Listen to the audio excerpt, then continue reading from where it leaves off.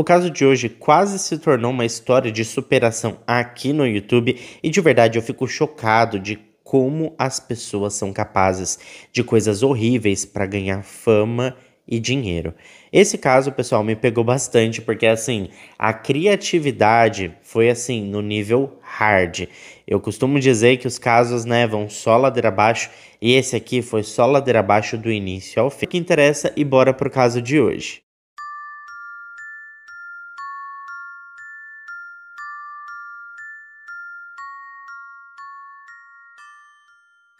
Samantha Nicole Woolford nasceu no ano de 1989 na pequena cidade de Mount Pleasant, que pertence ao estado norte-americano do Texas. Ela era a primogênita de 3 irmãos e quando estava com 19 anos de idade, a jovem deu à luz a gêmeos. O pai das crianças era um ex-colega de classe da Samantha e os dois nunca tiveram assim um relacionamento amoroso, um relacionamento sério, sabe? Então, na verdade, as crianças eram frutos de uma relação casual, uma coisinha ali que aconteceu, mas os dois não ficaram juntos, tá? Algum tempo depois, enquanto fazia uma tatuagem em um estúdio, ela conheceu um rapaz chamado Ernie Lee Ibarra Jr. Os dois conversaram bastante nesse dia e perceberam que tinham muita coisa em comum. Eles gostavam das mesmas músicas, achavam as mesmas tatuagens bonitas, eles gostavam de frequentar os mesmos lugares, enfim, foi assim o match perfeito, tá? Tanto é verdade que eles chegaram a marcar um encontro romântico logo pro dia seguinte, e não demorou muito para os dois engatarem em um relacionamento sério. O casal era visto por seus amigos como o típico casal perfeito. O Ernie era extremamente carinhoso e atencioso com a Samantha e eles pareciam dois pombinhos apaixonados. Agora deixa eu aproveitar que a gente está falando do Ernie e apresentar ele para vocês. Bom, o Ernie Lee Ibarra Jr. nasceu no dia 25 de dezembro de 1985, o que faz dele um capricorniano assim como eu. Ele nasceu na mesma cidade que a Samantha e desde a infância era conhecido pelos amigos como um jovem estudioso e que amava desenhar e ler livros. Na adolescência, com o avanço da tecnologia, ele trocou os livros pelo computador e passava horas jogando online e resolvendo problemas de informática tanto dele quanto dos amigos. Todo mundo sempre ligava pro Ernie, olha, como que eu faço isso? Ou, ó, me ajuda com isso. Eu confesso que isso pra mim é uma coisa muito, assim, comum, porque acontece muito comigo. A minha irmã, minha mãe, todo mundo na minha família me liga, Bruno, como que eu faço isso aqui? Bruno, como que eu faço um PDF? Sabe? Então, eu entendo como que era o Ernie, porque eu passo exatamente pela mesma coisa. Só que ele gostava, tá, pessoal? Ele adorava ser prestativo, ele adorava ajudar os amigos e também os familiares, então, isso era uma vertente muito intrínseca na personalidade dele, sabe? Ele gostava de ajudar o próximo, ele era muito atencioso com as pessoas e isso era um ponto que todo mundo elogiava muito no Ernie. Outra coisa é que o sonho dele era ser papai e em 2011 ele realizou este sonho porque a Samantha engravidou dele e incrivelmente deu à luz mais uma vez a gêmeos. 2 anos depois, o casal teve o terceiro filho. Aliás, o terceiro pro Ernie, porque pra Samantha, né, já era o seu quinto filho. Para sustentar essa família de 7 pessoas, o Ernie trabalhava em 2 empregos. Durante o dia, ele operava máquinas que lançavam bolas de beisebol em um clube, e à noite ele trabalhava em uma pizzaria. A Samantha não trabalhava fora, mas ela sabia que precisava arrumar uma forma de ganhar dinheiro para poder ajudar com as contas de casa. E ela decidiu que ela queria trabalhar com a internet, pessoal. E foi aí que a jovem mãe decidiu criar um canal no YouTube, onde ela compartilhava principalmente os aspectos da sua vida pessoal. O foco era mostrar as dificuldades de ser mãe de 5 filhos aos 24 anos. No entanto, assim, amigos próximos notaram que ela estava tão envolvida com o canal que passou a negligenciar os filhos, agindo como se a busca pela fama online fosse muito mais importante do que a família. Ela até fazia coisas bizarras justamente para ter visualização e like. O foco dela era esse. Ela nem se importava mais com as crianças, tanto que as pessoas próximas diziam que as crianças viviam num verdadeiro lixão. A casa era muito suja, as crianças eram mal cuidadas, estavam sempre com as fraldas sujas, viviam numa verdadeira baderna. Ela não alimentava os filhos direito e nem dava assim alimentos de qualidade. Teve até um episódio onde uma amiga dela disse muito tempo depois que ela deu um McDonald's para um dos seus bebês quando ele tinha apenas 2 anos de idade. Então assim, a situação era muito caótica, ela estava mais preocupada em ganhar fama, atenção e dinheiro do que em ser uma boa mãe. E eu não sei até que ponto o Ernie participava disso, porque não foi dito por ninguém qual era a participação dele na criação das crianças. Eu sei que ele trabalhava muito para sustentar a família, então eu não sei se ele conseguia prestar atenção nas coisas que estavam acontecendo dentro de casa. Mas de qualquer forma, aquelas crianças eram totalmente negligenciadas, enquanto a Samantha colocava uma embalagem bonita na sua família e apresentava tudo aquilo para a internet como se tudo fosse flores, mas na verdade era um verdadeiro assim mar de espinhos. O que eu sei, gente, é que assim, independente do Ernie prestar atenção nisso ou não, ele não apoiava totalmente a ideia dela trabalhar com a internet. No entanto, a Samantha não ligava para o que ele pensava, afinal de contas, ela também não gostava que ele passasse muito tempo jogando com os seus amigos, nas redes sociais, ela não gostava, principalmente porque ela morria de ciúmes dos jogos que ele jogava. Teve até um episódio onde o casal teve uma briga feia porque a Samantha descobriu que o avatar do Ernie em um jogo tinha se casado com o avatar de uma outra jogadora. Após descobrir isso, a Samantha ficou furiosa e ela disse que ela só faria as pazes com o Ernie caso eles se casassem na vida real. E desta forma, o casamento aconteceu em 2014 e a Samantha e o Ernie trocaram juras de amor e assinaram os papéis. E daqui pra frente, gente, só ladeira abaixo, foi só pra trás, um caos atrás do outro. Uma semana depois de se casarem, a Samantha foi até a delegacia para denunciar que estava sofrendo maus tratos. Uma ordem de proteção foi emitida, mas logo em seguida a acusação foi retirada e o caso arquivado como uma simples briga de casal. Os familiares do Ernie sempre defenderam a sua inocência, alegando que a Samantha inventou a tal agressão por pura birra e também para se vingar do marido por alguns ciúmes dali que tinha acontecido por causa dos jogos que ele jogava. Mas o pior, gente, ainda estava por vir. Isso porque no dia 20 de fevereiro de 2015, nas primeiras horas da madrugada, a Samantha ligou desesperada para sua mãe Rose, informando que a sua casa havia sido invadida e que ela estava amarrada em um dos quartos e acreditava que os invasores haviam sequestrado o seu marido. A Rose, desesperada, sem pensar 2 vezes, pediu ajuda a uma irmã que morava nas redondezas e correu para a casa da filha.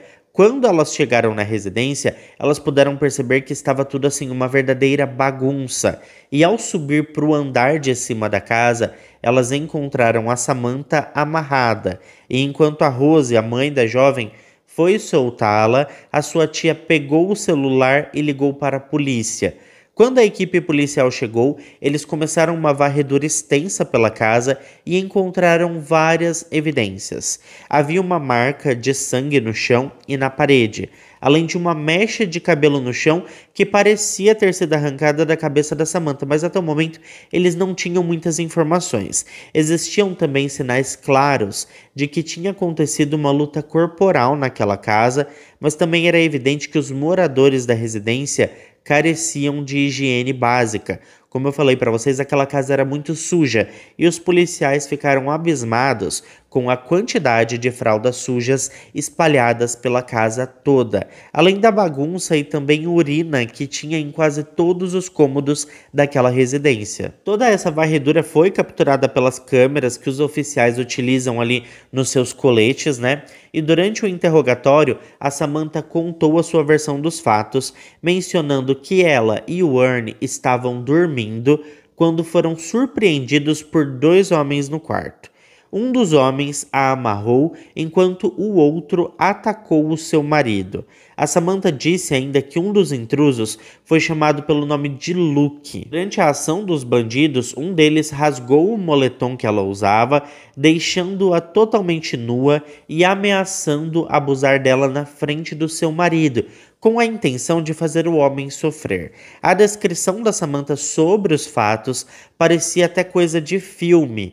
Quando o policial perguntou onde aquilo tinha acontecido, ela respondeu que foi na sala. Os criminosos já haviam mandado eles descerem e minutos depois, um deles mandou que ela se vestisse. Segundo ela, foi nesse momento que ela pegou ali qualquer roupa que encontrou no armário e se vestiu. Ela disse que sentia muito medo de ser violentada, mas o tal do Luke disse para ela ficar tranquila, pois ele não era aquele tipo de homem. O engraçado é que se tudo aconteceu na sala, como que a mãe e a tia dela encontraram ela num quarto no andar superior da casa? Isso já era um ponto que, assim, não batia para os policiais e eles ficaram, assim, em alerta, né?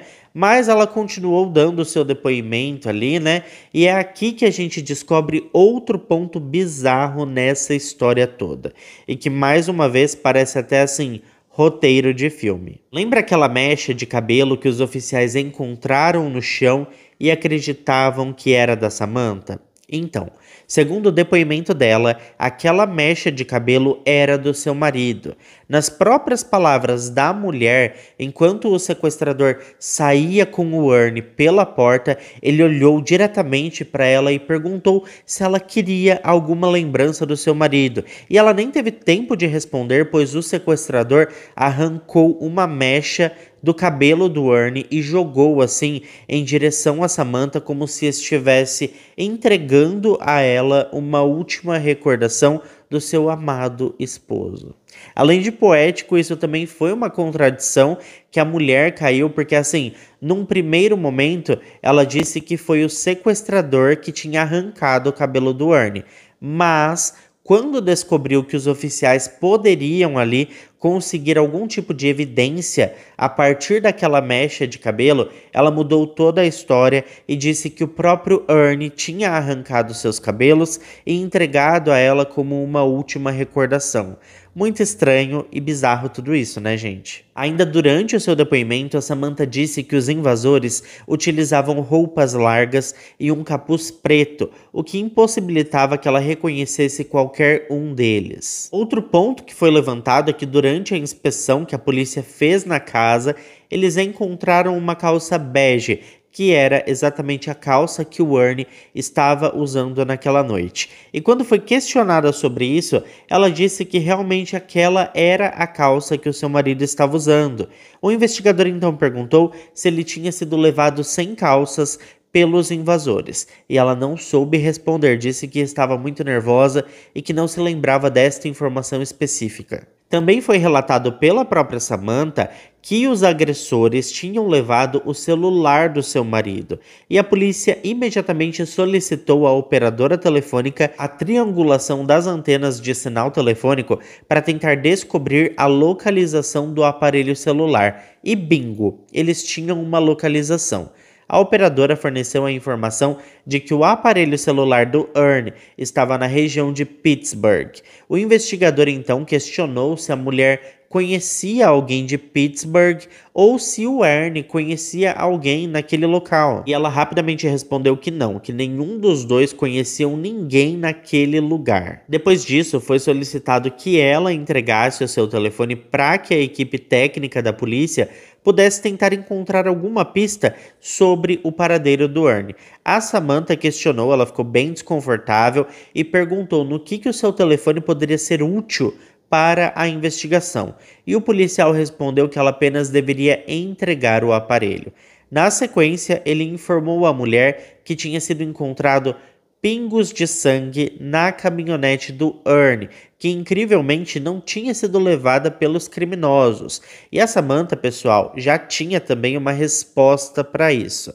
Ela disse que um dos invasores tinha ido até o automóvel para buscar o documento do seu marido e que provavelmente neste momento ele sujou o carro com o sangue do Ernie, já que ele tinha sido o responsável por dar várias coronhadas no homem. Gente, eu contando tudo isso pra vocês, parece até que era um depoimento normal, né? Como qualquer outro. Mas não foi não, tá? Na verdade, cada vez que o policial saía da sala, a Samantha tinha comportamentos extremamente bizarros. Ela deitou no chão e chorou em posição fetal, depois pediu para que a sua mãe levasse um hambúrguer, milkshake e batatas fritas para ela, porque ela estava com muita fome. Teve até um momento que ela pediu para segurar a arma do oficial que estava entrevistando ela e óbvio que ele negou, né? Mas imaginem só o nível que o negócio estava para ela ter coragem de pedir para o policial, deixa eu segurar a sua arma para eu mostrar para você como que o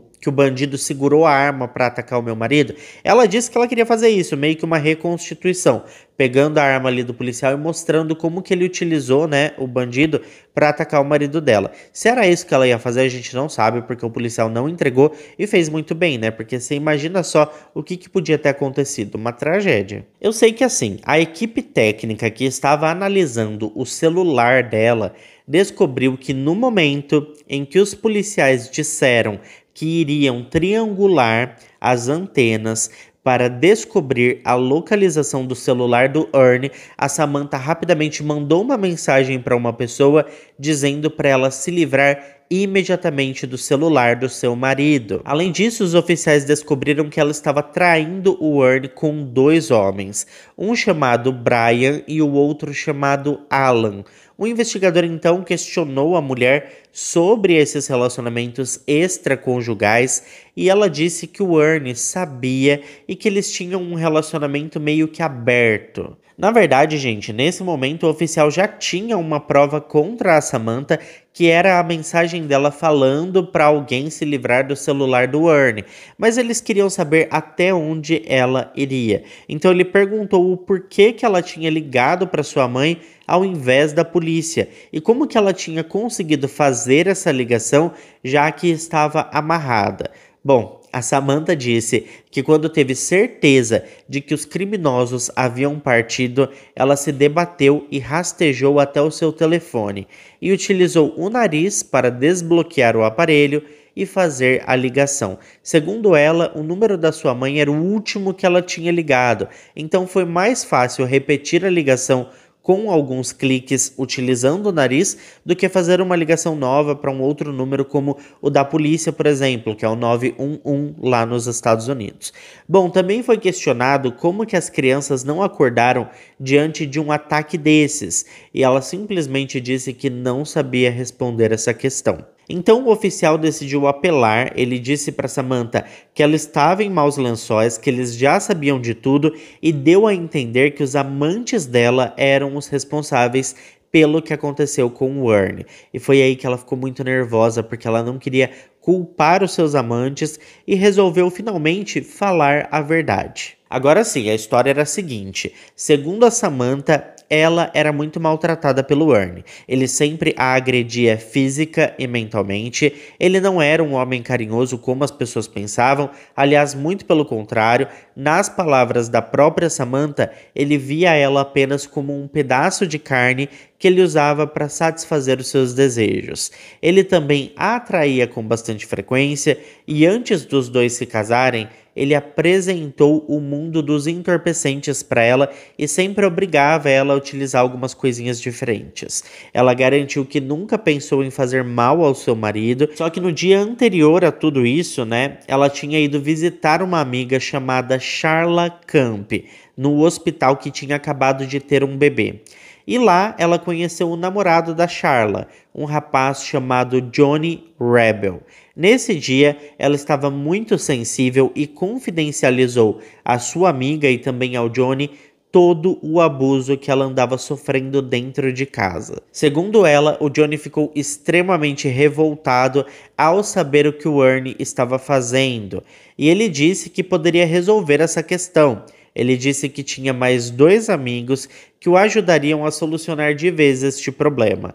A Samantha garantiu que desta vez ela estava falando a verdade e inclusive deu todos os detalhes para o investigador confirmar nas câmeras do hospital que ela tinha estado com aquele homem no dia e horário informados. Ela completou dizendo que tinha certeza que ele era o responsável por tudo aquilo e que os seus amantes não tinham nada a ver com o desaparecimento do seu marido. A polícia então confirmou a história da Samantha e realmente ela havia estado com este homem no hospital no dia anterior ao sequestro do Ernie.